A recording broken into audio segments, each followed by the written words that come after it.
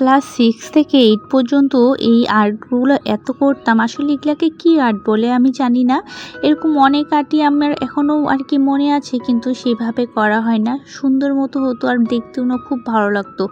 আর এই তো সকালে উঠে আমাদের প্রতিদিনের কাজ থেকে টেবিলটাকে মোছা, যেহেতু রাতে খাওয়া দাওয়া করে একদমই টেবিলটা মোছা হয় না, তাই সকালে উঠে এগুলো পরিষ্কার করতে হয়। আর কিছুদিন আগে এই যে আমি বলেছিলাম না, মানুষের ডাল থেকে আমি নিয়ে এসেছিলাম, যেহেতু এটা রাস্তার পাশেই ছিল অনেকগুলো ঝুলানো, তো নিয়ে আসার পর দেখছি না বেশ অনেকটা শিকড় বের হয়েছে।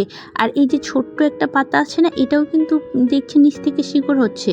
আমি পানিটা চেঞ্জ করে দিলাম, যেহেতু আমাদের ঢাকা শহরে অনেকটা ডেঙ্গুর প্রকোপ, তাই আমি ভাবছি পরিষ্কার পানিতে আবার যদি ডেঙ্গু মশা পারে মানে ডিম পারে, তাই আমি পানিটা চেঞ্জ করে এটাকে আবার দিচ্ছি। কিন্তু এটা না অনেক তাড়াতাড়ি বড় হচ্ছে আর এত এত পাতা ছাড়তেছে, দেখেই না ভালো লাগছে। নিজের হাতের গাছ বলে কথা।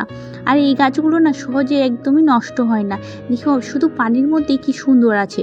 আর আপনাদের কাছে যদি চাল ধোয়া ডাল ধোয়া পানি থাকে সেটা দিবেন, সেটা দিলে কিন্তু অনেকটা ভালো হয়।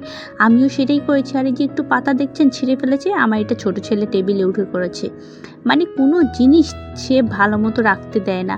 আর এই তো সকাল সকাল সব কিছু পরিষ্কার করে নিচ্ছি। আর এখানে আমি পরিষ্কার করতে করতে ভাবছি আজ কি রাঁধবো, যেহেতু রান্নাবান্নার কোনো রকমের কোনো কিছুই নেই, তাই আগে দেখি রান্নাঘরে কি আছে। তো রান্নাঘরে তো আসে দেখি এই যে এত এত থালি খড়া সব একদম জড়ো হয়ে গেছে। তো এগুলোকে তাড়াতাড়ি পরিষ্কার করে নিচ্ছি, যেহেতু আমার একটু কাজ আছে, যেহেতু রান্না এখনও চড়াইনি, প্রায় 11টার মতো বাজে। আমাদের যেহেতু এখানে একটু গ্যাসের প্রবলেম, 11টা থেকে 11:30টার মধ্যেই কিন্তু গ্যাস একদমই থাকে না। রান্না করতে না প্রচণ্ড কষ্ট হয়। আর এই যে এখানে আমার সব কাজ করে ঘরটাও আমি ভালো মতো মুছে নিচ্ছি, যেহেতু আমার বুয়া নাই, আমার বুয়াও দেশে চলে গেছে। আর আমি এই যে এতগুলো কাজ করে একদম ক্লান্ত, এখন আর মনে হচ্ছে না আমি রান্নাঘরে যাই বা কোনো কিছু করি। এতটা পরিমাণ গরম যে কি বলবো।